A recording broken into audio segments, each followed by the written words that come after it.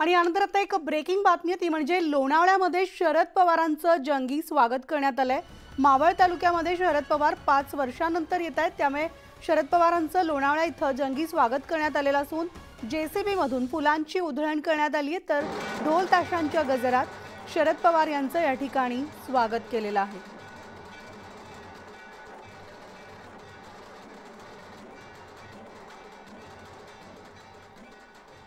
आणि याविषयी आपण सविस्तर अपडेट्स जाणून घेऊयात आमचे प्रतिनिधी अविनाश यांच्याकडून। अविनाश, आपण पाहतोय शरद पवार यांचं लोणावळ्यात जंगी स्वागत केलेलं आहे। खरं तर 5 वर्षांनंतर शरद पवार मावळ तालुक्यात येत आहेत।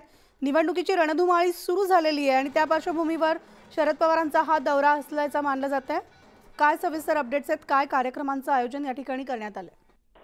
हो, नक्कीच आपल्याला माहित आहे पूर्ण राज्यात निवडणुकांचं वातावरण चांगलं तापताना पाहायला मिळत आहे आणि अशातच आता लोणावळ्यामध्ये आज नेमके शरद पवारांचं आगमन हे मोठ्या उत्साहात करण्यात आलेलं आहे आणि यामध्ये शरद पवार नेमके कुणाला धक्का लावणारे हे पाहावं लागणार आहे, कारण की काही दिवसांपूर्वी साधारण 137 पदाधिकारी कार्यकर्त्यांनी अजित पवार गटातून राजीनामा दिला होता आणि त्यांनी शरद पवारांची भेट घेतली होती। त्यामुळे ते आता 137 जण शरद पवारांच्या उपस्थितीमध्ये शरद पवार यांच्या गटामध्ये प्रवेश करणार की काय हे पाहावं लागणार आहे। परंतु आता त्यांचं काही वेळापूर्वीच लोणावळ्यामध्ये जंगी स्वागत करण्यात आलेलं आहे। जेसीबीच्या माध्यमातून त्यांच्यावर फुलांचा वर्षाव करण्यात आलेला आहे।